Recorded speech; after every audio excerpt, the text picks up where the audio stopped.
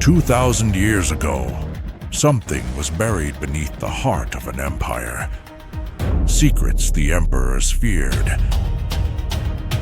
Truths the church erased. And now, their silence is ending. It watched the rise of Rome and its fall. 3 secrets buried for 2,000 years.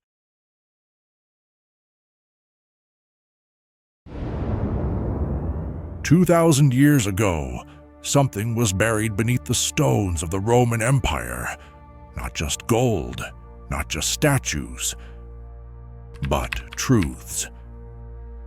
Truths that emperors feared, that generals hid, that time itself tried to erase. One was carved in a language no one speaks. Another sealed in a chamber no man should enter. The third, it vanished, but not without leaving a trail. For centuries, these mysteries whispered from beneath collapsed forums and broken temples, ignored, dismissed, or simply forgotten. Until now. Because today, archaeologists, historians, and rogue explorers are piecing together fragments that were never meant to be found. And what they reveal doesn't just rewrite Roman history.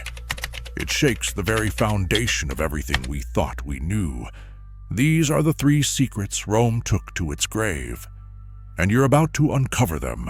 For 2,000 years, the Roman Empire has towered over our imagination, a realm of emperors, legions, and marble cities.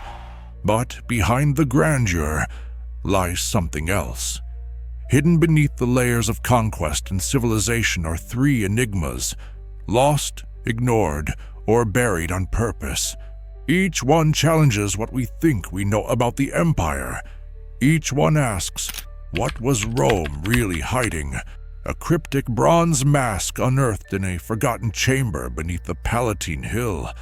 The inscription, a warning, not in Latin, but a language older than Rome itself.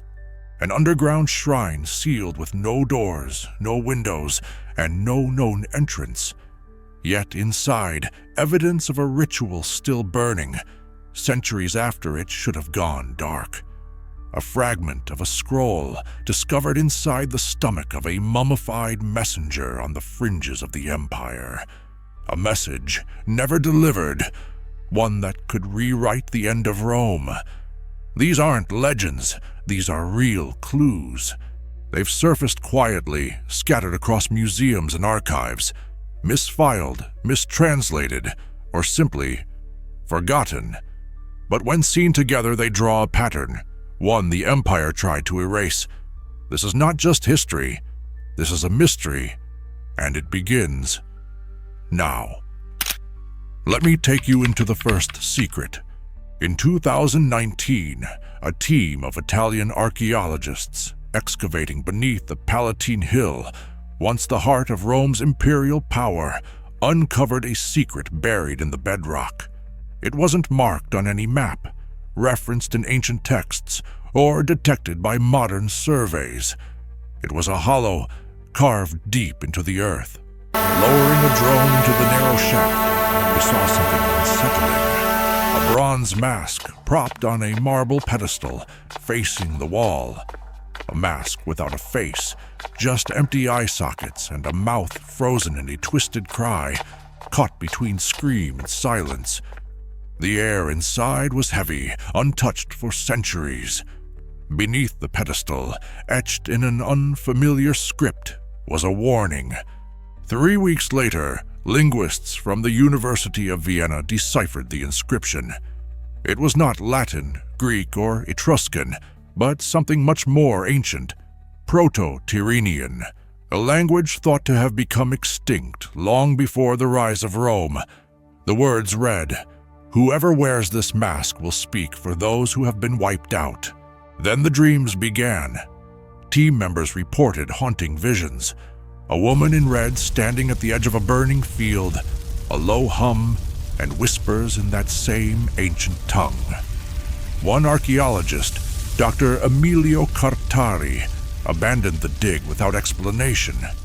In his private journal, he wrote, "I felt it listening, not the mask, but the silence behind it."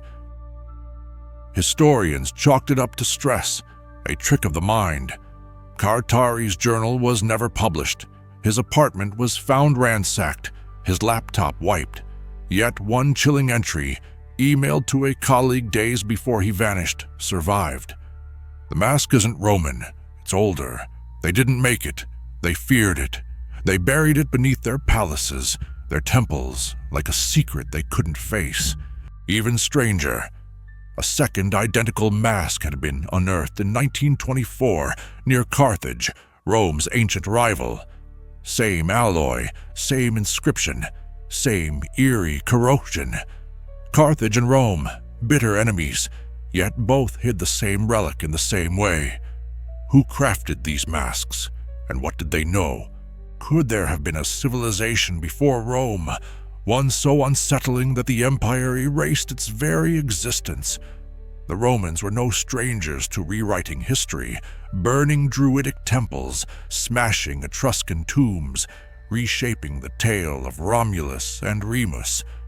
To them, history was a tool, and silence a weapon. When they encountered something they couldn't comprehend, something older than their gods, they buried it and built their world atop its grave. Today, the mask lies in a sealed vault beneath the Capitoline museums, unlabeled, undescribed. It may unlock the truth of a civilization even Rome feared the whispers. They linger still. Secret 238. Somewhere beneath the streets of modern Ostia, near where the river Tiber once opened into the sea, there lies a chamber that no one was meant to find. It was uncovered by accident. A construction crew widening a metro line shattered through a wall of ancient brick.